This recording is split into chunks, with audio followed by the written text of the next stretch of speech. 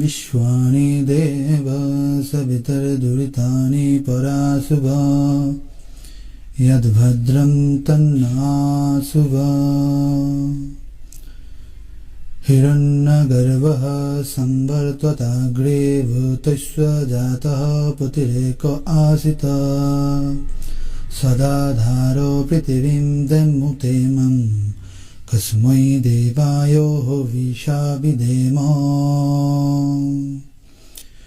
यो आत्मदा बलदा यस्य विश्व उपास्वते प्रोशिषं यस्य देवः यस्य छायामृतं यस्य मृत्युः कस्मै देवायो विशाविधेम यो प्राणतो निमिषतो महि त्वैक इद्रजा जगतो बभूव यो ईशे उस्सदिपदश्च चतुष्पदः कस्मै देवाय विशाविधेम ॐ येन दौरुग्रपृथिवी च दृढा येन स्वस्तवितं येन नाकः यो अन्तरिक्षे रजसो विमानः कस्मै देवाय विशाविधेम ॐ प्रजापते न त्वदेतनन्वा विश्वजतनि परिता बभूव यत्कमस्ते जुहुमस्त्वन्नो अस्तु वयं सेमोपतयोरुयिना ॐ स नो बन्धुर्जनिता स विदता धामानि भेदभुवनानि विश्वा यत्र देवा अमृतमनशनस्तृतीये धामन्न धूर्यन्त अग्ने नय शुपताराय अस्मन् विश्वनि देव पयुननि विद्वान् युयुद अस्मज जुहुरनुमिन पयुष्टं ते नम उक्तिं विधेम अतोश्वस्तुति प्रार्थना उपासना मंत्रः समाप्तमम्।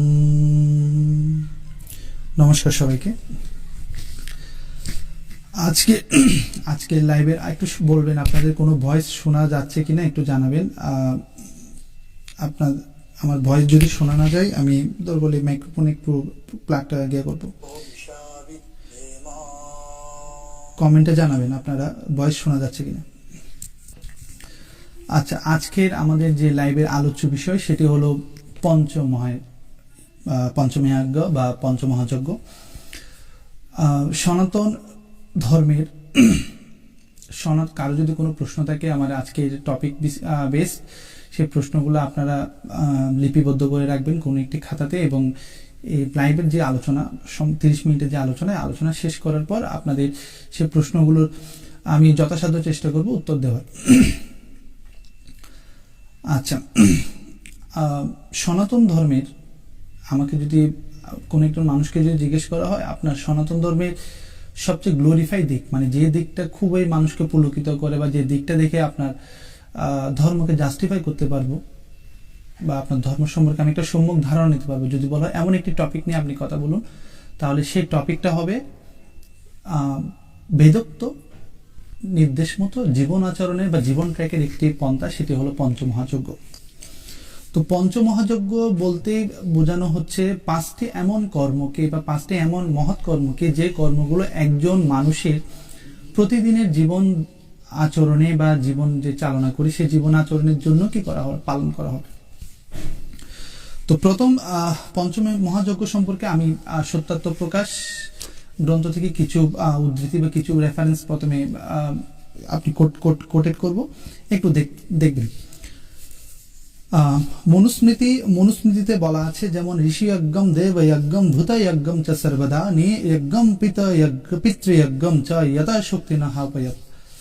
উদ্যাপনম ব্রহ্মযজ্ঞ পীতযজ্ঞশ্চ তর্পণম হোম দৈব বলি ভূর্ত নৃযজ্ঞ তিথি পূজনম সাধ্যায়ম নার্চতেস্তন হোমর দেবার্ণ যতবিধি পিতৃন শ্রাদ্ধশ্চ নৃণ্য অর্ণভূতানি বলি কর্মণা। অর্থাৎ ব্রহ্মচর্য বিষয়ে দুটি যজ্ঞের কথা লিখিত হয়েছে। উহাদের মধ্যে প্রথমটি হলো ঋষি যজ্ঞ, যা বেদাদি শাস্ত্রের পঠন পাঠন সান্ধ্য উপাসনা ও যোগ অভ্যাস, এবং দ্বিতীয়টি হলো দেবযজ্ঞ, যেটি হলো বিদ্বান ব্যক্তিদের সঙ্গে সঙ্গ, সেবা, পবিত্রতা, দিব্য গুণাধারণ, দাতত্র এবং বিদ্যার উন্নতি করা। এই দুই যজ্ঞ সন্ধ্যা এবং প্রাতকালে করিতে হয়।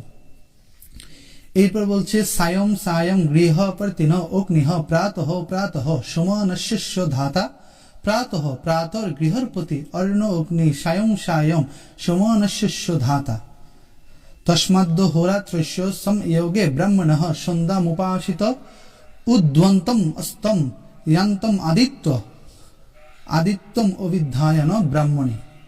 অর্থাৎ প্রত্যহ সন্ধ্যাকালে যে হোম হয় সে সমস্ত হুত দ্রব্য প্রাতকাল পর্যন্ত বায়ু শুদ্ধ করিয়া সুখকারী হইয়া থাকে, এবং প্রাতকালে অগ্নিতে যে হোম করা হয় সে সমস্ত হুত দ্রব্য সায়ংকাল পর্যন্ত বায়ুর শুদ্ধি দ্বারা বল, বুদ্ধি এবং আরোগ্যকারী হইয়া থাকে।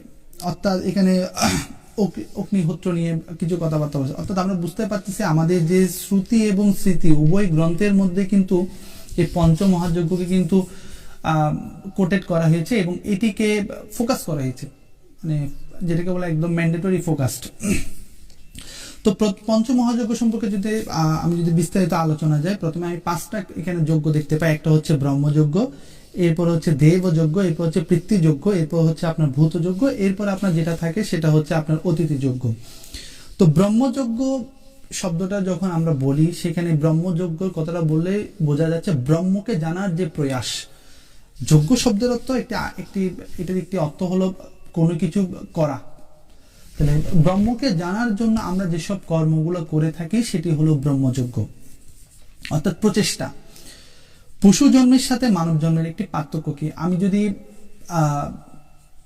আমাদের বিভিন্ন সাধু মহাপুরুষ এদের বিভিন্ন গ্রন্থের মধ্যে কিন্তু এগুলো উল্লেখ আছে, মানে মানব জীবন এবং পশু জীবনের মধ্যে পার্থক্য কি এবং কেন মানব জীবনকে এত বেশি গ্লোরিফাই করা হয়। একটি পশু এবং একটি মানুষ দুজনের মধ্যে মূলত পার্থক্য, কিছু জায়গায় মিল, শুধু একটা জায়গায় পার্থক্য থাকে, সেটা হলো তার জানার ইচ্ছা আছে এবং তার মোক্ষ প্রাপ্তির একটা সুযোগ থাকে।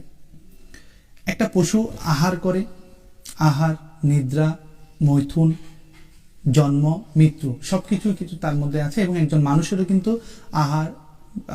আহার, জন্ম, মৃত্যু, আহার, নিদ্রা, মৈথুন এগুলোও কিন্তু বিদ্যমান।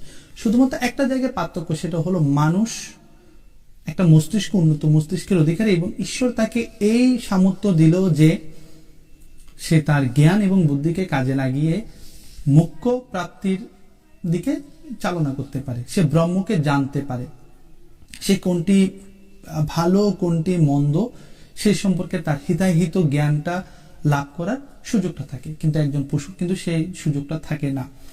একটা পশু কিন্তু একটা ফিক্সড মেমোরি বা ফিক্সড একটা কর্ম নিয়ে কিন্তু পৃথিবীতে আসে, পৃথিবীতে বাঁচে, এরপর সে কি করে মারা যায়। তার কিন্তু তার যে উদ্যোজনী প্রাপ্তির যে কি থাকে, অবকাশ থাকে, সেটি কিন্তু তার দ্বারা সম্ভব নয়। কিন্তু মনুষ্য একমাত্র প্রাণী যার কিন্তু ব্রহ্মকে জানার মাধ্যমে মোক্ষ প্রাপ্তি তথা আত্মার মুক্তির দিকে চালনা করা পসিবল। তো সেজন্য বলা হচ্ছে ব্রহ্মযজ্ঞ হলো ব্রহ্মকে জানার প্রচেষ্টা। পশু জন্মের সাথে মানব জন্মের পার্থক্য কি? একটি পশু আহার করে, মৈথুন করে, মানুষের ঠিক একইভাবে আহার, নিদ্রা, মৈথুন করে জীবন কাটিয়ে ফেলে। শুধু পার্থক্যটা হলো ঈশ্বর আমাদেরকে এই শ্রেষ্ঠ মনুষ্যজনী দিয়েছেন শুধুমাত্র ব্রহ্ম সাধনা কি করতে পারি, যাতে কাজে লাগাতে পারি। তমে বা বিদ্যুৎ হাতে মৃত্যু মেয়েতে নান্যহ পন্থা বিদ্যুৎতে নাহ। অর্থাৎ এই ব্রহ্মকে জানলেই মৃত্যুকেই অতিক্রম করা যায়, মুক্তি লাভের আর কোনো উপায় নেই এই ব্রহ্মকে জানা ব্যতীত। ঠিক আছে, ব্রহ্মকে জানা ব্যতীত আর কোনো দ্বিতীয় মুক্তির রাস্তা বা পথ খোলা নেই। আমরা জন্ম মৃত্যুর যে চক্র, কর্মফল, যেটা খুব ইম্পর্টেন্ট বিষয়, আজকে পঞ্চমহাযজ্ঞে এখানে আসবে, কর্মফলের কথাগুলো আসবে এবং বিভিন্ন ধরনের যজ্ঞের কথাগুলো আসবে। কর্মফল এমন একটা জিনিস, কেউ কখনোই এটা থেকে মুক্তি পেতে পারে না। আমি লাস্ট যে লাইভটা সেখানেও বলেছিলাম, আমরা যাই করব, সেটা ক্ষুদ্র কর্ম হোক, সেটা বৃহৎ কর্ম হোক, সেটা প্রত্যক্ষ হোক পরোক্ষ হোক, প্রত্যেক কর্মেরও কিন্তু একটি কি থাকবে, অবশ্যই কর্মফল থাকবে। তো বৈদিক সিদ্ধান্ত একটা কথা বলে, সেটা হচ্ছে কর্মফল হতে কেউ কখনো মুক্তি পায় না। সাধারণত ধর্ম বলতে যা বোঝায়, সেখানে কোনো পক্ষপাতিত্বের কন্ডিশন আসে না, সেখানে কোনো পক্ষপাতিত্বের আপনার থিওরিও আসবে না। যেমন আমি সারা জীবন ঘুষ খেলাম, মানুষের ক্ষতি করলাম, বিভিন্ন পাপ কার্যে লিপ্ত থাকলাম, কিন্তু শেষ বয়সে এসে অথবা সারা বছর করার পর শেষ দিন এসে একটা দিন যদি আমি 1000 মানুষ কি করি ভোজন করাই এবং প্রচুর দান দক্ষিণা করি, তাহলে কিন্তু আমার কর্মফল কিন্তু লঘু হবে না। অর্থাৎ আমি যদি সারা জীবন পাপ করি, যদি একদিন যদি পুণ্য করি এবং মনে করি এটা করলেই কি হয়ে যাবে, আমার সকল পাপ কর্ম বা অন্যায় কর্মে কি কর্মফল কি হবে, লঘু হয়ে যাবে, তাহলে কিন্তু একটা ভুল ধারণা। মতবাদ বা মাযহাব এবং ধর্ম, এই দুইয়ের মধ্যে পার্থক্য হলো এই জায়গায়। সেটি হলো ধর্ম নিরপেক্ষ, ধর্ম একটা সিস্টেমিক ওয়ে। জন্ম থেকে মৃত্যু পর্যন্ত একজন মানুষকে যখন ঈশ্বর সৃষ্টি করেন, সে একটা সিস্টেমিক ওয়ের মাধ্যমেই কিন্তু কি করবে, এই পৃথিবীতে বসবাস করবে। তার কোনো পাপ পুণ্য কর্মফল কোনো কিছুর জন্য ঈশ্বর দায়ী থাকবে না, সম্পূর্ণ দায়ী সে নিজেই। কিন্তু মাযহাব বা ধর্ম বলে আপনি সারা জীবন যদি পাপও করেন এও করেন, যদি এই কাজটি করা হয় বা এই রিচুয়ালটা যদি পালন করা হয়, তাহলে তার সমস্ত গুনাহ বা সমস্ত পাপ কার্য মাফ হয়ে যায়। তাহলে সমস্ত পাপ কার্য মাফ হয়ে যায়, এরকম যদি কোনো সত্য যদি কেউ কখনো প্রদর্শন করে, তাহলে বোঝা যায় এই মাযহাবের যিনি স্রষ্টা, তার নীতিতে একটু কি আছে, ভুল আছে। কারণ ধর্মে কোনো ভুল থাকতে পারে না, কিন্তু মাযহাবে বা মতবাদে কিন্তু ভুল থাকতে পারে। মতবাদ আপনাকে অলিক স্বপ্ন দেখাতে পারে, আপনি সারা জীবন এটা করলেন, কিন্তু শেষে এটা করলে আপনি এটা পেয়ে যাবেন, মৃত্যু পরবর্তী এই জিনিস পাবেন, সুখ সমৃদ্ধি পাবেন, অনেক বেশি আনন্দ ফুর্তি পাবেন। কিন্তু ধর্ম কখনো আপনাকে এই লোক দেখে না। ধর্ম বলে আপনি যা করবেন সেই ফলটাই পাবেন, আপনি সেটা সজ্ঞানে হোক অজ্ঞানে হোক, যাই করেন না কেন, কর্মফল আপনাকে ভোগ করতেই হবে। অর্থাৎ ঈশ্বর কোনো ঘুষ খায় না, ঈশ্বর কোনো আপনার সারা জীবনে কর্মফলকে লঘু করে দেওয়ার জন্য এমন কোনো কাজ বা এমন কোনো প্রথা বা প্রন্থার সৃষ্টি করতে পারে না, যা করলে আপনার সারা জীবনের কর্মফল বা পাপ কার্যের ফলাফল লাঘব হয়ে যাবে। অন্যদিকে ঈশ্বর আপনার পুণ্য কাজেরও ফলাফল গ্রহণ করেন না, তিনি অব্যয়। অর্থাৎ তিনি কারো ফলাফল গ্রহণ করার জন্য পক্ষপাতিত্ব নন, দায়বদ্ধ নন। তিনি একটা সিস্টেমিক ওয়েতে এই জগৎ সংসার বা ব্রহ্মাণ্ড সৃষ্টি করেছেন। আমি শুধুমাত্র সেই সিস্টেমিক ওয়েতে জীবনকে চালনা করার মাধ্যমে, ভয়েস যদি শোনা না যায় আপনারা জানাবেন, যদি ভয়েস শোনা না যায় আপনারা আমাকে একটু কাইন্ডলি কি করবেন জানাবেন।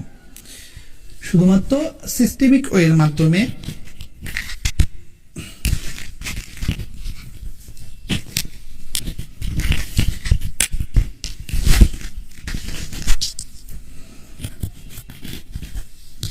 ঈশ্বর শুধুমাত্র একটি সিস্টেমিক ওয়ের মাধ্যমে কি করতে পারে, আমরা মানব এই ব্রহ্মাণ্ডকে পরিচালনা একটা রুট করে দিতে পারে। শুধুমাত্র এই পৃথিবী তো নয়, এই পৃথিবীর বাইরে আরো অনেক জগৎ বা অনেক গ্রহ নক্ষত্র আছে, যেখানেও কি করতে পারে, জীবের বসবাস করতে পারে। শুধুমাত্র যে পৃথিবী প্রাণীদের বসবাসযোগ্য এবং এর বাইরে যে কোটি কোটি নক্ষত্র এবং গ্রহাণুপুঞ্জ যে রয়ে গেল, সেখানে যে কোনো জীবের অস্তিত্ব নেই, এটা ভুল কথা।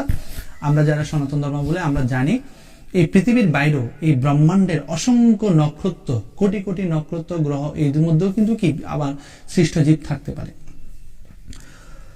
তাহলে নান্যপন্থা, দ্বিতীয় কোনো পথ নেই ব্রহ্মকে জানা ছাড়া। সাধারণত যোগ, প্রাণায়াম, স্বাধ্যায়, অধ্যাপনা, ঈশ্বরের স্তুতি, প্রার্থনা, উপাসনা সকলেই হলো ব্রহ্মযজ্ঞের অন্তর্ভুক্ত। দ্বিতীয় যে পঞ্চমহাযজ্ঞের দ্বিতীয় যে কনসেপ্ট, সেটি হলো দেবযজ্ঞ, যেটি ঋগ্বেদের আপনার অষ্টম মণ্ডলের 44 নং সূক্তের 1 নং, যজুর্বেদ 3য় অধ্যায়ের 1 নং মন্ত্র এবং যজুর্বেদ 12 অধ্যায়ের 30 নং মন্ত্র কিন্তু উল্লেখ আছে, যেটা দেবযজ্ঞ। আমি রেফারেন্স কোডগুলো দিলাম, আপনারা চাইলে বাংলাদেশ অগ্নিবীর প্রকাশিত আহ্বান বইয়ের এই রেফারেন্স কোডগুলো পঞ্চম মহাযজ্ঞ চ্যাপ্টারে আপনারা পেতে পারেন ইন ডিটেলস। এবং এক আর্য দর্পণ যে পেজটি খোলা হয়েছে, ওই আর্য দর্পণ পেজের মধ্যে এরকম আপনার সিরিজ আকারে প্রতিদিন একটি যজ্ঞ নিয়ে তার বিশদ রেফারেন্স এবং সেগুলোর বেদ মন্ত্র, সেগুলোর ভাষ্য এবং বিবিধ আলোচনা নিয়ে প্রতিদিনই পোস্ট করার একটা আমার ইচ্ছা আছে এবং আমি সেটা ট্রাই করব। নিত্য দেবযজ্ঞ বলতে কি বোঝায়? নিত্য অগ্নিহোত্র সহ সকল যজ্ঞ প্রাকৃতিক দেবের পরিশুদ্ধির উদ্দেশ্যে হবি অর্পণ, হবি মানে হবন অর্পণ, বিদ্বানগণের সৎসঙ্গ লাভ এবং সেবা করাই হলো দেবযজ্ঞ। খুব সুন্দর একটি সংজ্ঞা, অর্থাৎ অগ্নিহোত্র তো থাকবে, তার সাথে প্রাকৃতিক দেব। দেব কাকে বলে, এখানে একটু কনসেপ্ট আসে, এটা নিয়ে হয়তো আলাদা একটি আপনার নেক্সট যেটা এপিসোড সেটাতে থাকবে দেবতা নিয়ে একটি হয়তো টপিক থাকতে পারে। যেমন গত লাইভে আমি বললাম পরবর্তী আপনার টপিকটা যদি পঞ্চমহাযজ্ঞ হতে পারে, যেহেতু একটা সিকোয়েন্সে থাকবে, এর পরবর্তী টপিকটা হতে থাকতে পারে দেবতা কি এবং কারা, দেবতা বলতে কি বোঝায়, দেব দেবতা এগুলো বলতে কি বোঝায় এই সম্পর্কে আমি একটু করে বলি। দেব শব্দের অর্থ হলো যারা শ্রদ্ধাযুক্ত, যারা আমাদের কল্যাণ করে, যারা আমাদেরকে বেঁচে থাকার জন্য আমাদেরকে কি করে সহযোগিতা করে, এবং তারাই হচ্ছে কি শ্রদ্ধা লাভের উপযুক্ত, এবং সেই সব সত্তাগুলোকে দেব বলা হয়। অর্থাৎ বিদ্বান ব্যক্তি হবি বা হবন উৎসর্গ করে এইসব দেব পদার্থের কি করে পরিশুদ্ধি করে, বিদ্বানগণের সৎসঙ্গ লাভ করেন এবং তাদের মাধ্যমে সে তার যে মুখ্য প্রাপ্তি বা তার যে উন্নত জীবন মার্গ সেটির দিকে চালনা করে, তখন তাকে বলা হয় দেবযজ্ঞ। তাহলে এইভাবেই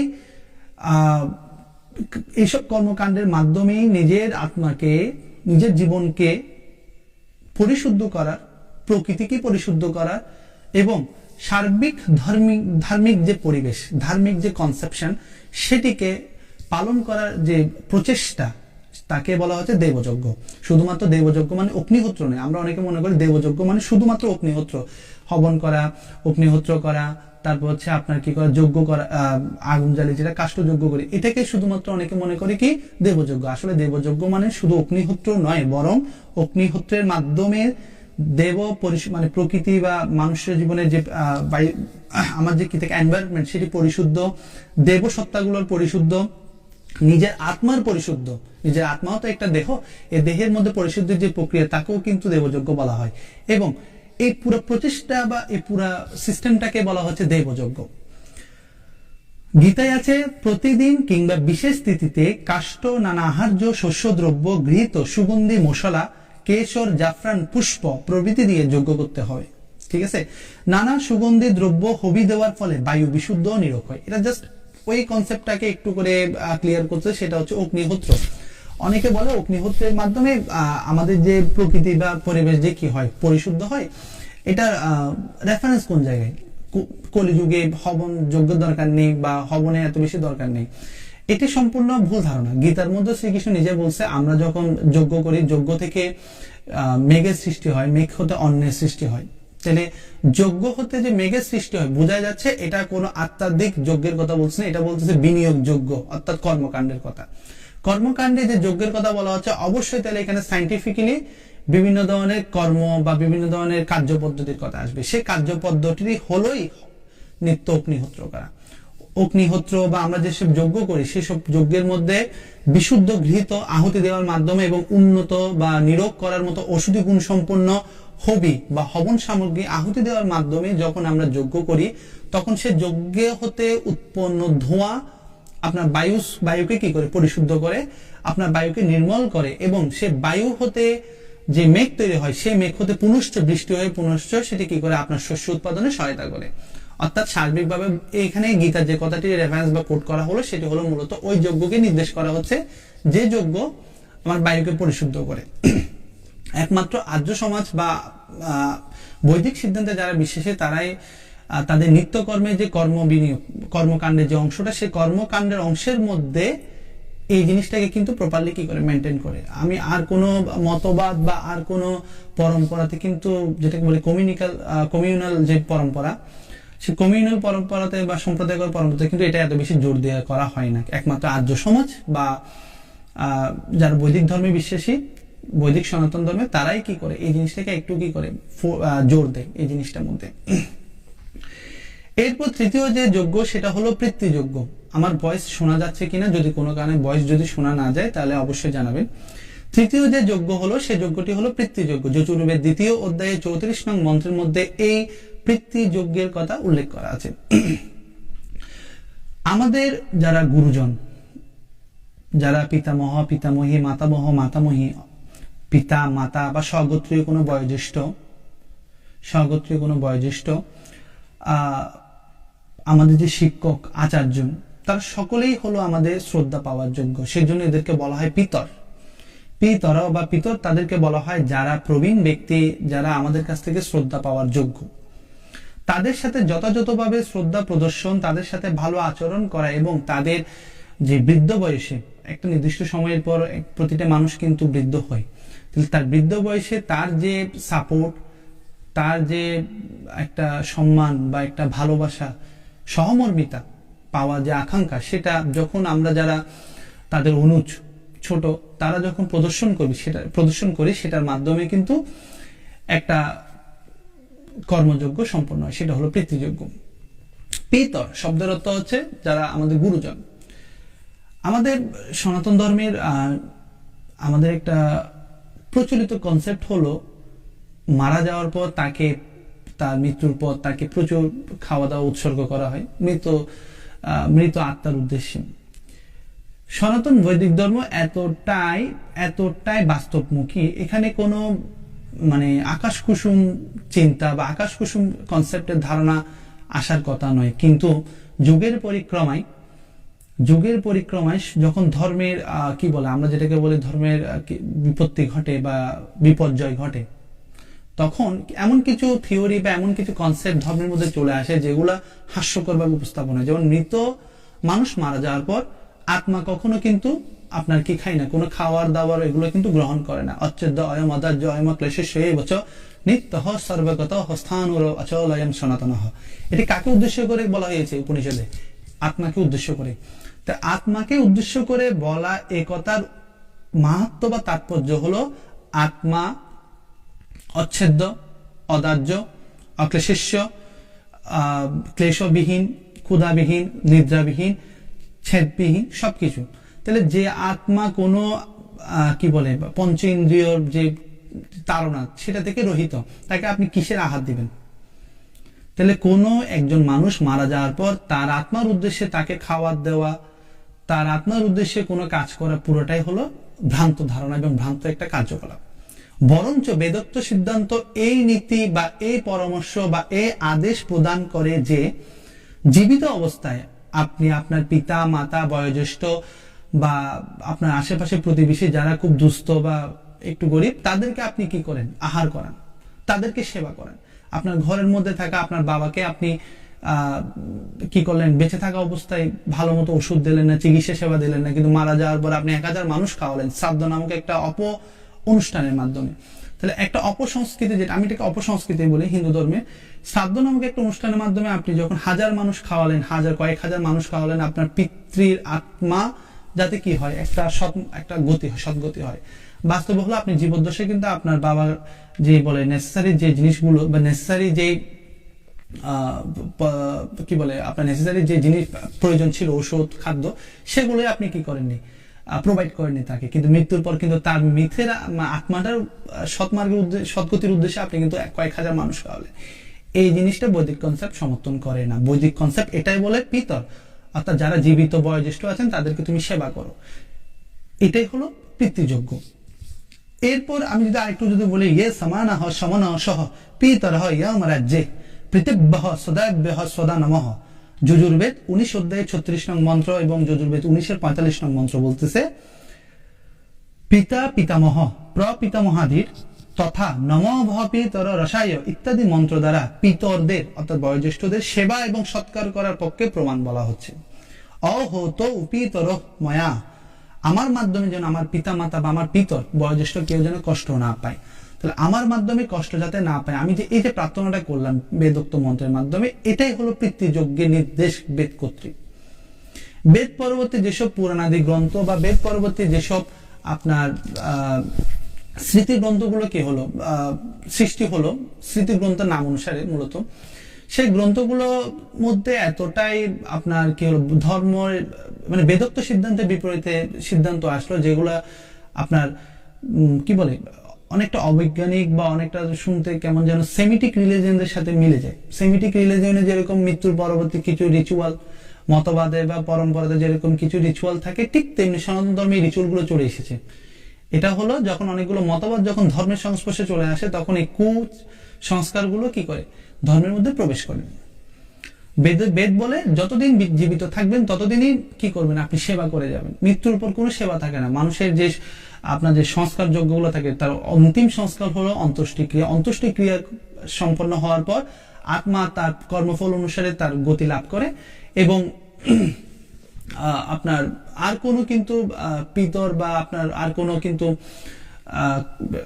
বয়োজ্যেষ্ঠ বা পিতামাতার প্রতি কোনো দায়িত্ববোধে কোনো কাজ করার কিন্তু প্রয়োজন পড়ে না। যত প্রয়োজন সবগুলোই কিন্তু আপনার জীবিত থাকা অবস্থায় আপনি কি করবেন, আপনার সকল কর্ম কি করবেন, সম্পন্ন করবেন।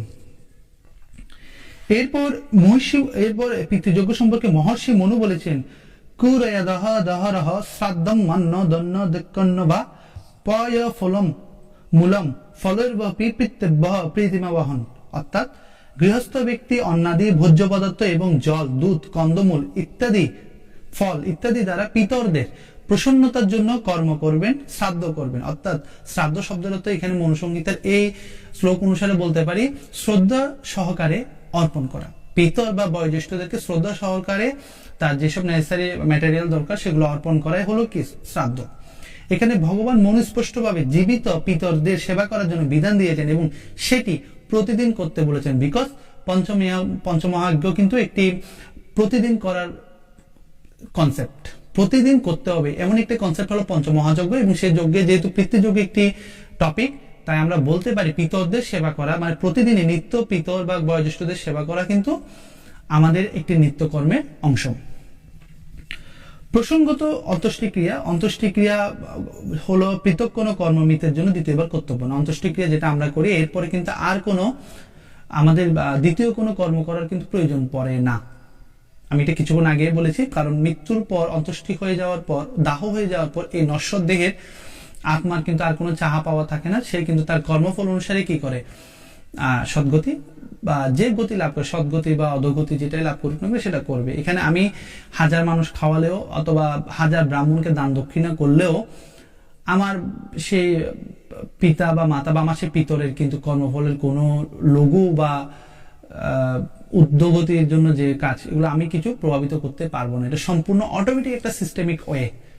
কর্মফল এবং কর্মফল ভোগ করা, কর্মফলের মাধ্যমে আমার উদ্যোগতি অধোগতি লাভ করে, এটা পুরোটা একটা সিস্টেমিক ওয়ে। এই সিস্টেমিক ওয়েতে কোনো ঘুষ, কোনো লেনা দেনার কোনো কিন্তু ইনফ্লুয়েন্স হওয়ার কোনো কিন্তু অবকাশ নেই। ঈশ্বর এই কাজগুলো করেন না।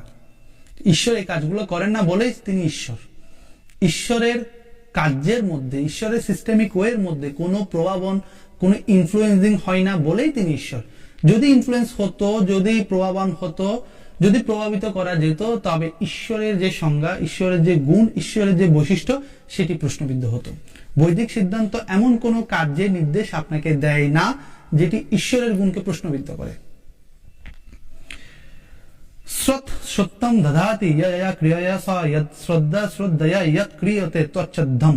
অর্থাৎ যে ক্রিয়া দ্বারা সত্যকে গ্রহণ করা যায় তার নাম শ্রদ্ধা, এবং যা শ্রদ্ধা সহকারে করা যায় তাই হলো শ্রাদ্ধ। মৃত্যুর পরে তো জীব কর্মানুসারে বিভিন্ন জনিত গমন করবেই। অতএব মৃত্যু পরবর্তী 15 দিন বা 1 মাস বা 30 দিন বা 12 দিন এরূপ কোন কর্ম বৈদিক সিদ্ধান্তে কি করে না, সিদ্ধ করে না, বা আপনার কি করে না, বৈদিক সিদ্ধান্ত প্রচলন করে না, যেটি কিনা বৈষম্যের সৃষ্টি করে এবং ঈশ্বরের আচরণকে কি করে, বৈষম্যমূলক করে। এমন কোন সিদ্ধান্ত কিন্তু বৈদিক সিদ্ধান্ত কি করে না, আপনাকে প্রদান করে না। চতুর্থ যে পয়েন্টটা হলো সেটা হলো, বা চতুর্থ যে যজ্ঞ হলো সেটা হলো ভূত যজ্ঞ। আর লাস্ট এপিসোডে বা লাস্ট লাইভের মধ্যে আমরা ভূত যজ্ঞ সম্পর্কে অনেকটাই কথা বলেছি। এবার আরেকটু মানে জাস্ট একটু করে সামান্য করে আমি এটা ইনসামারাইজ রিপ্লাই করে এটা আমি চলে যাব। ভূত যজ্ঞ হলো কি, সকল সৃষ্ট জীবগুলোর কি করা, কল্যাণ কামনা করা এবং তাদেরকে রক্ষা করা। সেটা আমি যে বললাম দ্বিপাদব চতুষ্পাদ পাহি, রক্ষা করো যজুর্বেদ 14তম অধ্যায়ের 8 নং মন্ত্র। তারপর হচ্ছে ঊর্জম ন দেহি দ্বিপদে চতুষ্পদে, যেটা আমরা ভোজন মন্ত্রে বলি, ঠিক আছে, প্রধাতারং তারিশ ঊর্জম ন দেহি দ্বিপদে চতুষ্পদে। সকলে পুষ্টিপ্রাপ্ত হোক দ্বিপদী চতুষ্পদী, সকলে ভোগ্যকে পূজ্য হয়ে লাভ করুক, আপনার বেঁচে থাকুক, এটাই হলো বেদ মন্ত্রের নির্দেশ।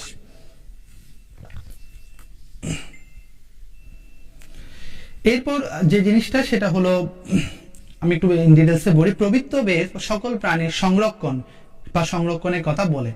মানব ও পশুর প্রতি আমাদের সর্বদাই উত্তম আচরণ করা উচিত। আমরা অসুস্থ মানবের সেবা করতে পারি, দুস্থদের সেবা করতে পারি, ক্ষুধার্তকে খাদ্য দিতে পারি, অবলা প্রাণীর জন্য আহার এবং আশ্রয়ের ব্যবস্থা করতে পারি। এই সকল কিছু হলো ভূতযোগ্য, সকল কিছু হলো আপনার ভূতযোগ্য। সুনং চ পতিতানং চ সপচং পাপরগিনং বয়সনং কৃমিনং চ সনর্কয় নির্বিপদ ভূমি। অর্থাৎ কুকুরাদি পশু পতিত ব্যক্তি, অত্যন্ত দরিদ্র ব্যক্তি, কুষ্ঠাদি ব্যাধিতে আক্রান্ত রোগী। তৎকালীন সময়ে কুষ্ঠাদি একটু বেশি ছিল, এখন তো অনেকটাই কমে গেল। এখন আমরা বলতে পারি জাস্ট ছোঁয়াচে রোগ যেগুলো থাকে, এসব রোগে আক্রান্ত রোগী, কাক আদি পক্ষী, পিঁপড়া ইত্যাদি আদি কীট, মানে একদম চোখে যা দেখিও না সেসব কিছু মুখেও কিন্তু কি করতে পারি আমরা, আমাদের কি করা উচিত, রক্ষা করা উচিত। এটাই আমি লাস্ট এপিসোডে একটা কথা একটু শেয়ার করতে ভুলে গেলাম, সেটা হলো ভূতযজ্ঞ, যেটি হলো মূলত সনাতন ধর্মের সবচেয়ে সুন্দর একটি কনসেপ্ট। পঞ্চমহাযজ্ঞের মধ্যে একটি কনসেপ্ট হলো ভূতযজ্ঞ। এই ভূতযজ্ঞ কনসেপ্টটা এতটাই নিখুঁত এবং এতটাই সলিড একটা কনসেপ্ট ইন আওয়ার রিলিজিয়ন বা ইন আমার ধর্ম। আমাদের এই জিনিসটা এতটাই সলিড যে মানে এখানে অন্য কোনো মতবাদের সাথে, অন্য কোনো মাযহাবের সাথে সনাতন ধর্মের পার্থক্যটা গড়ে দেয় এই কনসেপ্টটাই। আমি গতবারও বলেছি বা কিছুটা শেয়ার করেছি, সেটা হলো কি ভূতযজ্ঞ যিনি পালন করেন আর যিনি পালন করেন না তার মধ্যে কিন্তু ডিফারেন্স থাকবে। ভূতযজ্ঞ যিনি মেনটেন করেন তিনি ঈশ্বরের পথে থেকে মেনটেন করেন, আর যিনি মেনটেন করেন না তিনি ঈশ্বরের পথে আছেন বা ঈশ্বরের নীতিতে আছেন, এই কথাটা বললে কিন্তু হাস্যকর হয়ে দাঁড়ায়।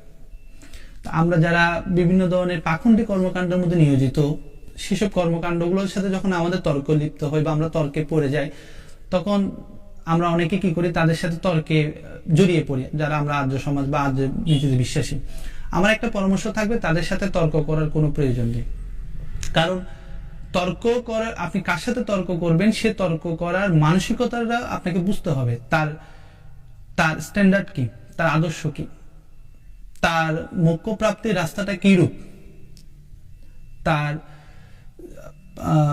তার যে কি বলে জীবন দর্শন, সেই জীবন দর্শনে হিংসা এবং অহিংসার সংজ্ঞাটা কি সেটা আপনাকে বুঝতে হবে। তার সবকিছু বিবেচনা করে যখন আপনি বুঝবেন তার সাথে তার মনস্তাত্ত্বিক আচরণের সাথে আপনার মিলবে না, তখন আপনি এটা ধরে নেবেন সে আপনাকে তার লেভেলে নামাবে, এবং তখনই আপনি তার সাথে তর্ক বিতর্ক করে নিজের কি করবেন, স্বকীয়তাটা হারাবেন। সেজন্য আমার একটি উপদেশ থাকবে, সেটা হলো কখনোই তাদের সাথে তর্কে না যাওয়া। নিজের উন্নতির জন্য বৈদিক নির্দেশে যে পঞ্চমহাযজ্ঞ আপনার জন্য ফিক্সড করা হলো, আমার কাজ হবে সেই কাজটিকে কি করা, প্রতিদিন মেনটেন করা। আমি অন্যের কর্মফলের ভাগিদারও হব না, আমার কর্মের ভাগিদারও অন্য কেউ হবে না। তাহলে আমি আমার কৃতকর্ম, আমি আমার কৃতকাজ কিরূপ ভাবে সম্পন্ন করব সেটাই নিয়ে ঘুম থেকে উঠার পর থেকে এবং রাতে ঘুম যাওয়ার আগ পর্যন্ত চিন্তা করা উচিত একজন আদর্শ একজন আদর্শ বৈদিক সিদ্ধান্তের উপর বিশ্বাস করা সনাতনী। সে নিজের কর্মের চিন্তা করবে, সে অন্যের করবেন না। সে সেমিটিক রিলিজিয়নে কে কি করলো, তার সাথে আমার রিলিজিয়নের বা আমার পরম্পরার বা আমার মতবাদের কি মিল, সেগুলো নিয়ে কখনো তর্ক বা কখনো কি করবে না, অবশ্যই কোনো সময় ব্যয় করবে না, বৃথা সময় ব্যয় করবে না। দ্বিতীয় যে কথা হলো সেটা হলো, আমরা অনেক আর্যের কিছু আচরণ আমাদের প্রশ্নবিদ্ধ করে, সেটা হলো আমরা এমন নামে আর্য বা ভূতযজ্ঞ পালন করি, বৈদিক সিদ্ধান্তকে বিশ্বাস করি, কিন্তু পরোক্ষভাবে আমরা এমন কিছু কাজকে সাপোর্ট করি বা এমন কিছু কাজকে প্রমোট করে যাই যেগুলো কিন্তু আমার সেই ভূতযজ্ঞ বিরোধী কর্মকাণ্ডকে কিন্তু সাপোর্ট করা। যেমন আমার একটা পরিচিত এক মানুষ ছিল, তিনি ব্রাহ্মণ জাত ছিল, ব্রাহ্মণ কুলজাত। তো ব্রাহ্মণ কুলজাত এই ব্যক্তির কিন্তু আমরা বুঝতে পারছি তারও কিন্তু উপনয়ন হলো।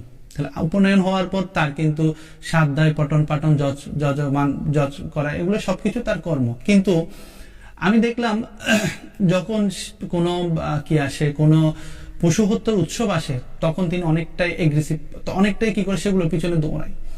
এবং আমাদের খুব দুঃখ লাগলো, এইসব পাখণ্ডী কর্মকাণ্ডকে তিনি আমার সামনে সাপোর্ট না করলো, আমি দেখলাম সোশ্যাল মিডিয়া বা বিভিন্ন ধরনের অনলাইন সার্ভিসগুলো তিনি এগুলোকে লাইক কমেন্ট করে যায়।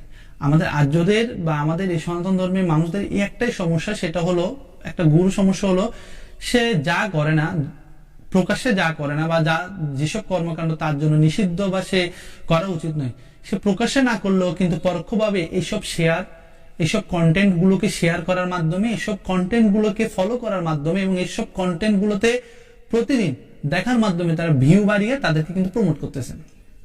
একটা আমি একদম সুন্দর উদাহরণ বলি, সেটা হচ্ছে কোনো একটা যখন উৎসব আসে, পশু উৎসবে, আমি দেখলাম তারা কন্টিনিউয়াসলি সেসব উৎসবের সাথে রিলেটেড যে কন্টেন্ট গুলো থাকে সেই কন্টেন্ট গুলোতে কিন্তু প্রতিনিয়ত তারা কিন্তু লাইক কমেন্ট করে, এবং আমি এমনও দেখলাম তারা ভিউ বাড়ানোর জন্য যে দেখা মানে দেখতেছে এটা ওকে, অর্থাৎ তার মনে যে একটা যে কুলকুণ্ডলীর শক্তি থাকে, তার যে একটা বিবেকবোধ থাকে, সেই বিবেকবোধটা কিন্তু তখন কাজ করে না। তো ধর্ম আপনার বিবেকবোধকে জাগ্রত করতে মূলত ধর্মের সৃষ্টি। ধর্ম আপনাকে এই নির্দেশ দেয় যা যা কি করা অনুচিত সেসব তুমি করবেও না, এবং সেসব করার জন্য যে প্রয়াস, যে প্রচেষ্টা, সেগুলোকে তুমি উৎসাহিত করবে না। তা আমার একটা রিকোয়েস্ট থাকবে বা অনুরোধ থাকবে সকল সনাতনের প্রতি, যে কর্মকাণ্ড আপনার জন্য কি হলো, আপনার জন্য ট্যাবু বা নিষিদ্ধ, সেই জিনিসগুলো আপনি প্রকাশে করলেন না, ঠিক তেমনি একইভাবে সোশ্যাল মিডিয়া বা বিভিন্ন কন্টেন্ট প্ল্যাটফর্মগুলোতেও আপনি কি করবেন না, সেগুলোকে কিন্তু সুযোগ দিবেন না, প্রসার ইত্যাদিতে ভূমিকা রাখবেন না। এরপর যে জিনিসটা খুবই পালন করা হয়, মানে কমন একটা টপিক এবং পঞ্চমহাযজ্ঞের একদম সর্বশেষ কনসেপ্ট, সেটা হলো অতিথি যজ্ঞ। অতিথি, যার কোনো তিথি থাকে না, যিনি তিথিবিহীন ভাবে, অর্থাৎ যে কোনো সময় আপনার গৃহে আসতে পারে, আপনার আশ্রয় লাভ করতে পারে বা আপনার কাছে আর্ত হয়ে সহযোগিতা প্রার্থনা করতে পারেন, তিনি হলেন অতিথি। অতিথি যজ্ঞ হলো অতিথিদের যথাযথ সেবা। যিনি পূর্ণ বিদ্বান, পরোপকারী, জিতেন্দ্রীয়, ধার্মিক, সত্যবাদী, ছল কপট রহিত, নিত্য ভ্রমণকারী মানুষ অথবা আপনার যে সত্তা, তিনি হলেন অতিথি। অথর্ববেদে এটি হলো অথর্ববেদের একটি মন্ত্রের অনুবাদ। কারো ঘরে যখন এসব গুণযুক্ত, গুণগুলোকে একটু আমি আবার বলি, সেটা হচ্ছে পূর্ণ বিদ্বান ব্যক্তি, এরপর হচ্ছে আপনার হচ্ছে পরোপকারী, এরপর হচ্ছে জিতেন্দ্রীয়, এরপর হচ্ছে ধার্মিক, সত্যবাদী, ছলকপট রহিত, এদেরকে বলা হচ্ছে অতিথি হিসেবে গ্রহণ কর। এদেরকে আপনার অতিথি হিসেবে গ্রহণ করার কি দেওয়া হলো, নির্দেশ দেওয়া হলো। কোনো অজাচারী, কোনো কি বলে আপনার কি লোভী, ধূর্ত, আপনার পাকন্ডী ব্যক্তি, আপনার কি হবে কুব্যক্তি, এদেরকে কিন্তু আপনি অতিথি হিসেবে কিন্তু সেবা করার কিন্তু নির্দেশ দেওয়া হয় নাই। অনেকে মনে করে সকলকে সেবা দেওয়া হচ্ছে কি বেদোক্ত নির্দেশ, না, বেদ আপনাকে সকলকে সেবা দেওয়ার নির্দেশ দিয়ে নেই। যে ব্যক্তি আপনার জন্য আততায়ী, যে ব্যক্তি আপনার জন্য অজাচারী, যে ব্যক্তি অজাচারী কর্মে লিপ্ত, যে ব্যক্তি হিংসাযুক্ত কর্মে লিপ্ত, তাকে আপনার সেবা দেওয়ার কোনো প্রয়োজন নেই। সনাতন ধর্ম লিবারেল, তবে এতটাই উদার নয় যে কি যে ব্যক্তি আপনার জন্য ক্ষতির কারণ হয়ে দাঁড়াবে তাকে আপনি সেবা দেবেন। এই কনসেপ্ট আমাদের সাধু পূর্বজ, যে আমাদের মুনি ঋষি তারাই দিয়ে গেলেন। আর বর্তমানে যেসব গুরু আছে, বাবা গুরু, ভণ্ড গুরু যেগুলো থাকে, তারা বলে কি সকলকে সেবা দেবে, ঠিক আছে, দীনহীন সকলকে সেবা দেবে, জাতপাত দেখবে না, ঠিক আছে, আচার বিচার করবে না। এই জিনিসগুলো আমি যদি বলি, এই জিনিসগুলো ভুল কনসেপ্ট। শাস্ত্রই আপনাকে বলে দিচ্ছে কাকে আপনি সেবা করবেন, শাস্ত্রই বলে দিচ্ছে কাকে আপনি সেবা করার মাধ্যমে পঞ্চমহাযজ্ঞ পালন করতে পারবেন। শাস্ত্র আপনাকে বলে দিচ্ছে কোন জিনিসগুলো আপনার সমাজ, আপনার ধর্ম, আপনার বিশ্বাস, আপনার কর্মকাণ্ডকে কি করতে বাঁচিয়ে রাখতে পারে, সেসব কর্মকাণ্ডগুলো করতে। এখন এখানে আপনি নিজে থেকে যদি কোনো বাবা হয়ে, গুরু হয়ে, যদি নিজের মতো যদি কোনো পরম্পরা বা কোনো একটা যদি সূত্র নিজে কি করেন, আপনি ডাউনলোড করেন বা আমদানি করেন, তাহলে কিন্তু সেটা কিন্তু শাস্ত্র বাক্য হিসেবে পরিগণিত হবে না। প্রথমত, কারো ঘরে যখন এসব গুণযুক্ত সেবা করার যোগ্য অতিথি আসবেন, তখন তাকে গৃহস্থ দাঁড়িয়ে নমস্কার করে উত্তম আসনে বসাবেন।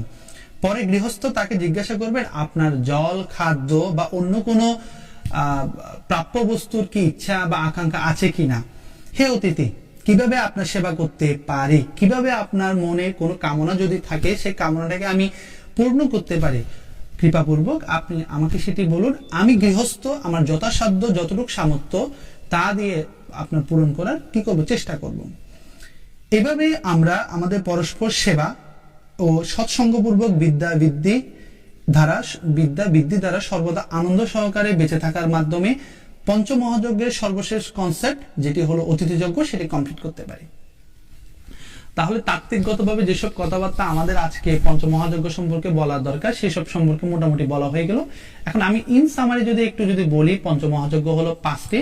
সেটা হলো, প্রথম হলো আপনার ব্রহ্মযজ্ঞ, ব্রহ্মকে জানার প্রচেষ্টা, সকল ধরনের শাস্ত্রাদি গ্রন্থ পাঠ, সেগুলো রক্ষণাবেক্ষণ করা, সেগুলোর প্রচার প্রসার করা, এবং আপনাকে ব্রহ্মবিজ্ঞান বা ব্রহ্মজ্ঞান গুলো ছড়িয়ে দেওয়াটাই হলো ব্রহ্মযজ্ঞ। দ্বিতীয় হলো আপনার পিতৃযজ্ঞ। পিতৃযজ্ঞ হলো কি, দ্বিতীয় হলো আপনার দেবযজ্ঞ। দেবযজ্ঞ হলো কি অগ্নিহোত্রাদি বিভিন্ন ধরনের পূজা অর্চনা করা এবং আপনার যেসব কর্মকাণ্ডের মাধ্যমে দেব পদার্থ বা দেব সত্তাগুলোর কল্যাণ হয়, পরিবেশের কল্যাণ হয়, ঠিক আছে, মানুষের কল্যাণ হয়, সেটি করারে হলো আপনার কি দেবযজ্ঞ। এরপর হলো পিতৃযজ্ঞ, সেটি হলো যে সব আপনার গুরুজন পরিজন, আপনার আপনার বয়োজ্যেষ্ঠ পিতর হিসেবে অভিহিত, তাদের সেবা করা, তাদের কিছু প্রাপ্যতা থাকলে সেগুলো পূর্ণ করা এবং তাদের কিছু যদি কি থাকে আকাঙ্ক্ষা বা সুখ লাভের জন্য কোনো যদি আকাঙ্ক্ষা থাকে সেটি পূর্ণ করাই হলো কি আপনার পিতৃযজ্ঞ। অর্থাৎ যথাবিহিত সম্মান পিতরদের প্রদর্শন করাই হলো পিতৃযজ্ঞ। এরপর হলো আপনার চতুর্থ হলো ভূতযজ্ঞ। ভূতযজ্ঞ হলো সকল প্রাণী, গৃহপালিত হোক, আপনার বিভিন্ন ধরনের পারিপার্শ্বিক প্রাণী, সত্তা, অনুজীব, সকল কিছু যেসব জিনিস আমাদের প্রকৃতি বাস্তুতন্ত্র সকলের জন্য উপকার, সেসব রক্ষা করা, সেগুলোকে রক্ষণাবেক্ষণ করা, সেগুলোকে সংরক্ষণ করা, এগুলোর নিমিত্তে যে কর্মকাণ্ড সেটি হলো ভূতযজ্ঞ। এবং লাস্ট যে কনসেপ্ট সেটা হলো অতিথিযজ্ঞ। অর্থাৎ যারা আমার জন্য কি হলো অতিথি হয়ে আসলো এবং যারা বিদ্বান পুণ্যবান ব্যক্তি, যারা জিতেন্দ্রীয় এবং সদাচারী, এসব ব্যক্তিদের সেবা করাই হলো কি আপনার অতিথিযজ্ঞ, যদি সে অতিথি হয়ে আপনার গৃহে আসে। তাহলে পঞ্চমহাযজ্ঞ এমন একটি কনসেপ্ট, সনাতন ধর্মের সবচেয়ে মধুর এবং সবচেয়ে সুন্দর কনসেপ্ট হলো এই পঞ্চমহাযজ্ঞ। এমন কোন মতবাদ বা এমন কোন পরম্পরা নেই যেখানে এত সুন্দর করে 5টি কর্মকে প্রতিদিনের জীবনের জন্য, প্রতিদিনের জন্য জীবন আচরণের প্রতিদিনের জন্য ফিক্স করা হয়েছে। একমাত্র সনাতন ধর্মের মধ্যে বা বেদোক্ত সিদ্ধান্তগুলোর মধ্যে এই ধরনের সুন্দর একটা কমপ্লিট প্যাকেজ রূপ আপনাকে একটা কিন্তু জীবন ট্র্যাক করার কর্মকাণ্ড কিন্তু বিধিবদ্ধ করিয়ে দিয়েছে। তো পঞ্চমহাযজ্ঞ এই টপিকটা এতটাই দুঃখের বিষয়, এতটাই গুরুত্বপূর্ণ, কিন্তু দুঃখের বিষয় লাগে ওই জায়গায়, সেটা হলো আপনারা যখন আমাদের বোর্ড বইগুলো দেখবেন, বোর্ড বই বা আমাদের যে ধর্মীয় শিক্ষা বই যেগুলো থাকে আমাদের স্কুল কলেজে, আপনারা কি বলতে পারবেন ক্লাস 1 থেকে 10 পর্যন্ত আমাদের ধর্মশিক্ষা বইতে সনাতন ধর্মে যেটা একটি ফান্ডামেন্টাল কনসেপ্ট, একটা প্রিন্সিপাল কনসেপ্ট হলো এই পঞ্চমহাযজ্ঞ। এই পঞ্চমহাযজ্ঞ সম্পর্কে কোনো লেখা আমাদের টেক্সট বুকে এখন লেখা হয় বা কখনো কি লেখা হয়েছিল? এই প্রশ্ন কি কারো আসে না? কেন লেখা হয় না? এটা তো সনাতন ধর্মের সবচেয়ে বলতে গেলে গুরুত্বপূর্ণ একটা দিক, কিন্তু এই দিক সম্পর্কে কেউ লেখে না আমাদের বইগুলোতে। এবং যার ফলাফল স্বরূপ আপনি যদি 100 জন হিন্দু বা একজন সনাতন ধর্মের মানুষকে যদি জিজ্ঞেস করেন পঞ্চমহাযজ্ঞ সম্পর্কে কিছুটা বলেন, পঞ্চমহাযজ্ঞ কেন আপনার জন্য অত্যাবশ্যকীয়, কেন এটি পালন করা গুরুত্বপূর্ণ, আপনি দেখবেন তিনি প্রথম শুনেছেন এমন ব্যক্তির সংখ্যাই হবে 90%। এই শব্দটা বা এই টপিকটা প্রথম শুনেছেন এমন মানুষের রেশিওটাই হবে কত? 90%। তা আমরা চেষ্টা করেছি বা আমি চেষ্টা করেছি আমাদের রাজ্য স্টোর বা যতক্ষণ পেজ থেকে চেষ্টা করেছি এই টপিকগুলো সম্পর্কে মোটামুটি একটু বেসিক কনসেপ্টে আলোচনা করা, যাতে করে পরবর্তীতে নতুন যারা থাকবে বা নতুন যারা ধর্ম বা বিষয় সম্পর্কে কি করতে চান, বিভিন্ন ধরনের গবেষণা করতে বা জানতে চান, তারা যাতে এটি সম্পর্কে বিশদভাবে আরো কি জানতে পারেন। কারো কোনো যদি প্রশ্ন থাকে আপনারা প্রশ্ন করতে পারবেন, এখন প্রশ্ন করলে আমি চেষ্টা করবো সে প্রশ্নগুলো উত্তর দেওয়ার। আমি জানি এই লাইভগুলোতে হয়তো অত বেশি কি করবেন আপনার মানুষ কিন্তু অ্যাটেন্ড করবে না, কিন্তু এটা জানি 100 জনের মধ্যে বা 1000 জনের মধ্যেও যদি 2 জন মানুষ যদি আমরা যেটা বলি সাধ্যায় করাটা প্রয়োজনীয় একটা জিনিস, সনাতন ধর্মের কোনো মানুষ সাধ্যায় করাটা খুব প্রয়োজনীয় জিনিস। পৃথিবীতে সকল মতবাদ সকল পরম্পরাগত মানুষের একটা, আমি এটাকে বলবো একটা সুঅভ্যাস বলবো, সেটা হলো ভুল হোক শুদ্ধ হোক সে কিন্তু সারা সপ্তাহের একটা দিন কিন্তু কি করে, সে চেষ্টা করে একসাথে বসে তার বিভিন্ন ধর্মীয় বা বিভিন্ন পরম্পরাগত সিদ্ধান্তগুলো সম্পর্কে আলোচনা করা। একমাত্র সনাতন ধর্মের মানুষরাই এতটাই উদাসীন, যারা সারা সপ্তাহ নয় সারা বছরও মনে একটি দিন তাদের ধর্ম বিষয় বা তাদের ধর্মীয় দিকগুলো সম্পর্কে আলোচনা করার মতো সময় বা সুযোগ তৈরি করতে পারেন না। আর সবচেয়ে বড় কথা হলো সনাতন ধর্মে যে কাজগুলো বলা হয়েছে 5টা মানে ম্যান্ডেটরি ওয়ার্ক, সেই ম্যান্ডেটরি ওয়ার্কের মধ্যে একটি ছিল কিন্তু আপনার দেবযজ্ঞ, ব্রহ্মযজ্ঞ। সে ব্রহ্মযজ্ঞের একটি পয়েন্টে হলো সাধ্যায়, সে ব্রহ্মযজ্ঞের একটি পয়েন্টে হলো কি সাধ্যায়।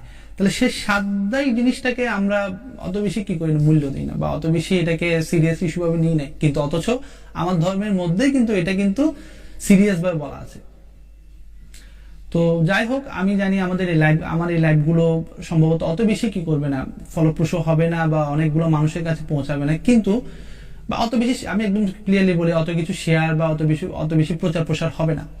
কিন্তু এটা বিশ্বাস করি, যারা আদতেই কোনো বলে কি আমরা যেটাকে বলি কোনো একটা জ্ঞানের প্রসার সম্পর্কে যদি জানার আগ্রহ থাকে বা টুকটাক বেসিক কনসেপ্ট যদি জানার আগ্রহ যদি থাকে, সেও কিন্তু এগুলো কি করবে, এগুলোর প্রতি একটু আকৃষ্ট হবে বা শোনার চেষ্টা করবে, এবং বিভিন্ন ধরনের প্রশ্ন যদি থাকে সে করার চেষ্টা করবে। সনাতন ধর্মের যে উপনিষদ গ্রন্থ, সেগুলো তো সবগুলো প্রশ্ন উত্তরের গ্রন্থ, ঠিক না? এখানে প্রশ্ন করতে নিরুৎসাহিত করা হয় না, বরঞ্চ সনাতন ধর্মে প্রশ্ন করাকে উৎসাহিত করা হয়। অর্থাৎ এ ধর্মে প্রশ্ন করলে বসে যাও এরকম কোনো কনসেপ্ট নেই, বরঞ্চ প্রশ্ন করাটাকেই উৎসাহিত করা হয়, প্রশ্ন করাটাকে ধর্ম বলে কি করা হয়, গণ্য করা হয়। তুমি প্রশ্ন করো, প্রশ্ন করলে উত্তর পাবে, তুমি প্রশ্ন করো, প্রশ্ন করাটাই তোমার দায়িত্ব। এই কনসেপ্টটাই মূলত সনাতন ধর্মের বেদের নির্দেশ বা উপনিষদের মূল সার হিসেবে আমরা সবাই জানি। কিন্তু আমরা এতটাই অবাগা একটা কমিউনিটি, আমরা একটা বন্ধের দিনও পেলে সেটাও কি করি, আমরা বিভিন্ন হেলা ফেলা বা বিভিন্ন ধরনের কি করি, প্রমোদ যুক্ত কাজে কি করে ব্যয় করি। আমাদের অতটুকু সময় হয় না যে নিজের আর্থিক উন্নয়ন, নিজের যে সিদ্ধান্তগত যে উন্নয়ন এবং নিজের যে কি বলে দর্শনগত যে বিষয়, সেগুলো নিয়ে আলোচনা করা। পঞ্চমহাযজ্ঞ সম্পর্কে ইতিহাস গ্রন্থে, মানে আমাদের যে পূর্বপুরুষ যারা ছিলেন, যাদেরকে আমরা অনুসরণ করি, সেই ইতিহাস গ্রন্থে থেকে কি কোনো কি উদাহরণ থাকা বা পাওয়া কি যায়? ইতিহাস গ্রন্থ থেকে কোনো উদাহরণ কি পাওয়া যায়, সেটা সম্পর্কে আমি একটু আলোচনা করব। যেমন যেটা বলে সেটা হলো, আমাদের দুজন বিখ্যাত ব্যক্তি, তারা হলেন, একজন হলেন মর্যাদা পুরুষোত্তম শ্রী রামচন্দ্র, আরেকজন হচ্ছেন যোগেশ্বর শ্রীকৃষ্ণ। তো আমরা যদি কোনো একটি সিদ্ধান্ত সম্পর্কে যদি উদাহরণ দিতে যাই, তাহলে অবশ্যই ইতিহাসের এই মহান আত্মপুরুষদের বা এই মহান ব্যক্তিদেরকে কি করবো, আমরা আদর্শ হিসেবে নেব। কোনো পাড়ার মোড়ে গজে ওঠা গুরু বাবা, বা পাড়ার মোড়ে বা আপনার মাঠের মাঝখানে গজে ওঠা কোনো বাবাদের থেকে নয়, তারা কখনো আমাদের আদর্শ নয়। আদর্শ হবে সেসব ব্যক্তিরা যারা পঞ্চমহাযজ্ঞ পালন করতেন, যারা বেদোক্ত নির্দেশে কি করতেন, জীবন আচরণ করতেন, তারাই হবে মূলত আমাদের সেই উদাহরণ দেওয়ার মানুষ বা এক্সাম্পল। আমি যদি বলি, যেমন একটা উদাহরণ যদি দেওয়া হয়, যেমন সন্ধ্যা, আমরা বলি সন্ধ্যা দুটো সন্ধ্যা হয়। একটা হচ্ছে রাত্রি শেষে দিনের উদয়, রাত্রি শেষে উষা, যেটাকে আমরা উষা বলি, উষা একটা কাল, আর একটা হচ্ছে দিন শেষে রাত্রির উদয়, যেটাকে আমরা গোধূলি বলি। এই দুই সন্ধ্যার মধ্যে উপাসনা করার বিধি আমাদের বিদগ্ধ বা সনাতন ধর্মের নির্দেশ। আমি যদি মহাভারতে দেখি, একটা কিছু শ্লোক দেখি, একটু আমি পড়ে শুনাই।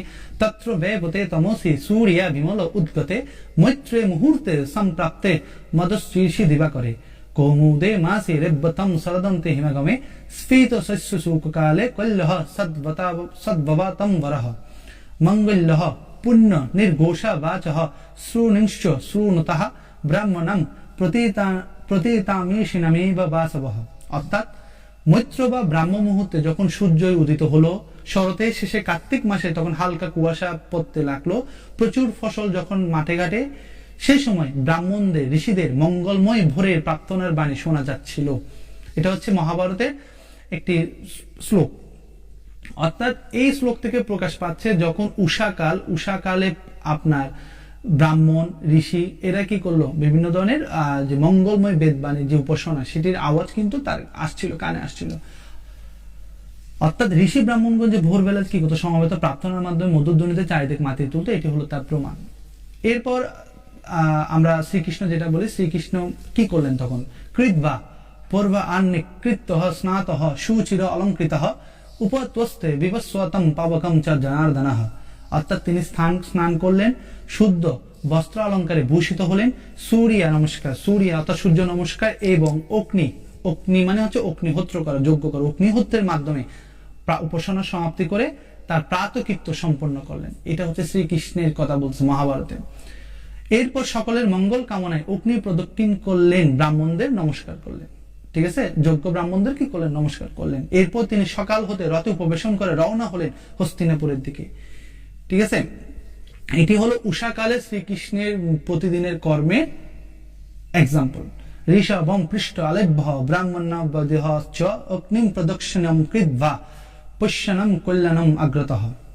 এরপর সন্ধ্যার দিকে উষাকালের শেষে গোধূলি লগ্নে তিনি কি করলেন? বৃকস্থলম সমাসুদ্ধকে সবহ পরবিরহ প্রকীর্ণম অস্মা আবিদত্তঃ বম্নি বৈ লোহিতায়তি।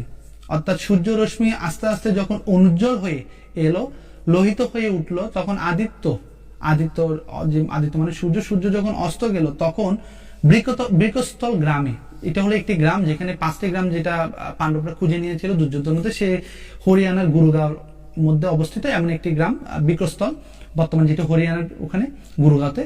সে গ্রামটিতে যখন তিনি পৌঁছালেন, তখন তিনি সন্ধ্যা উপাসনার জন্য রথ থামালেন এবং যথাবিধি সন্ধ্যা উপাসনা সম্পন্ন করলেন।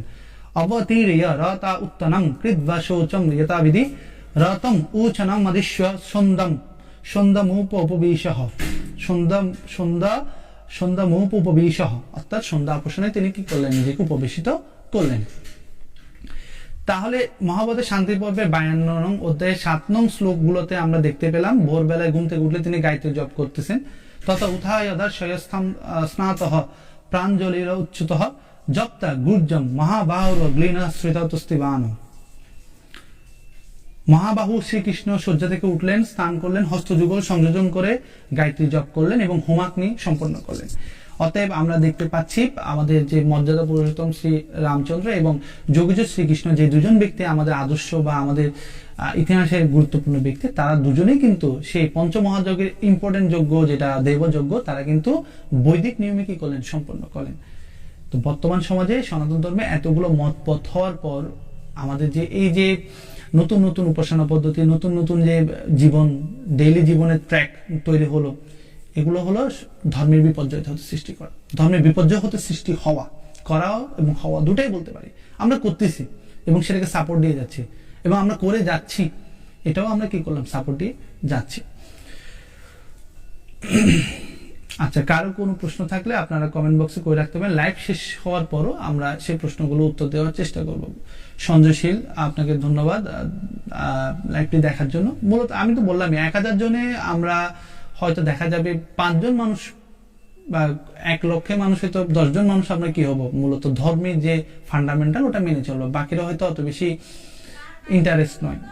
শুধুমাত্র পুঁথিগত বিদ্যা পরহস্তে দন, নহে বিদ্যা নহে দন, হলে প্রয়োজন, ওই নীতি অনুসারে আমরা চলবো। এমন ধর্মকর্ম আমরা করি যে ধর্মকর্মগুলো আমাদের কোনো কাজে লাগে না, যে কর্ম আমার কোনো কাজেই লাগে না, যে ধর্ম আমার কোনো কাজেই লাগে না, যে নীতি নৈতিকতা, যে ট্র্যাক আমার কোনো কাজেই লাগে না, আমার মনে হয় না সেটি আমাকে সৎ মার্গের দিকে নিয়ে যেতে পারবে। সৎ মার্গের দিকে নিয়ে যেতে পারে একমাত্র বেদোক্ত নির্দেশ বা ঈশ্বর প্রদর্শিত নির্দেশ সমূহগুলোতে। সান্ধ্য উপাসনা, নিত্য জপাদি, পঞ্চমহাযজ্ঞ পালন, ষোড়শ সংস্কার কি করা, আপনার পালন করা, এই সব কিছুর মাধ্যমে মূলত আমরা কি করতে পারি? আমাদের জীবনকে সাফল্যমণ্ডিত করতে পারি, একজন আদর্শ মানুষ হিসেবে গড়ে তুলতে পারি। ধন্যবাদ সবাইকে। আজকে পঞ্চমহাযজ্ঞ একটা জাস্ট ইম্পর্টেন্ট টপিক, অতি সংক্ষিপ্ত আকারে আমি চেষ্টা করলাম এটা সম্পর্কে আলোচনা করা। কারো কোনো প্রশ্ন থাকলে আপনারা সেটি এই লাইভের কমেন্ট বক্সে করে দিতে পারবেন এবং এই পুরো লাইভটি হয়তো 30 দিন পরে আপনার কি হয়ে যাবে, চলে যাবে। এরপর আপনারা সেটা ইউটিউবে পেয়ে যাবেন, আমার যে আর্য দর্পণ যে ইউটিউব চ্যানেল, ওখানে থেকে যাবে, আপনারা পাবেন। আমি সমাপ্ত করব।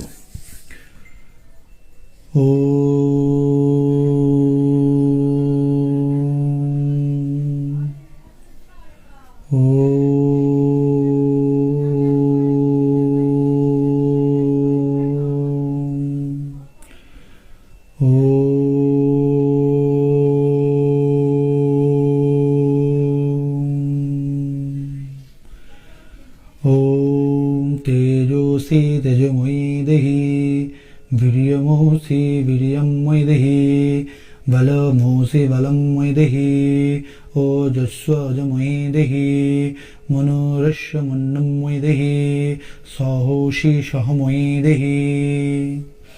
ॐ पूर्णमदः पूर्णमिदं पूर्णात् पूर्णमुदच्यते पूर्णस्य पूर्णमादाय पूर्णमेवावशिष्यते। ओम सहना भवतु सहनौ भुनक्तु सह वीर्यं करवावहे तेजस्विनावधीतमस्तु मा विद्विषावहे। ওম শং ন মিত্রঃ শং বরুণঃ শং ন ভবত্তমা শং ন ইন্দ্র বৃহস্পতিঃ শং ন বিষ্ণুরুক্রমঃ নমো ব্রহ্মণে নমস্তে বায়ো ত্বমেব প্রত্যক্ষং ব্রহ্ম বদিশং প্রেতং বাদিশং শুদ্ধং বদিশং তন্মমবেতদ্ভক্তরমবেতাভিনমমবেদ ভক্তরম। ওম দৌ শান্তিরন্তরিক্ষং শান্তিः পৃথিবী শান্তিরাপः শান্তিरुषधयो शान्तिः वनस्पतयो शान्तिर्विश्वे देवः शान्ति ब्रह्म शान्तिः सर्वं शान्तिः शान्तिरेव शान्तिः स्वमा शान्ति हृदि। ॐ तच्चक्षुरो देवहितं पुरस्तात् शुक्रमुच्चरत् पुष्येमो शरदः शतं जीवेमो शरदः शतं श्रेणुयामो शरदः शतं प्रब्रवामो शरदः शतमदिनः श्याम शरदः शतं भूयश्च शरदः शतात्। ॐ नमः शम्भवाय च मयो भवाय च नमः शङ्कराय च महेश्वराय च नमः शिवाय च शिवतराय च। ॐ सर्वे सन्तु सर्वे भवन्तु सुखिनः सर्वे सन्तु निरामयाः सर्वे भद्राणि पश्यन्तु मा कश्चित् दुःखो भवेत्। ॐ शान्ति शान्ति शान्ति। नमस्कार सबाइके।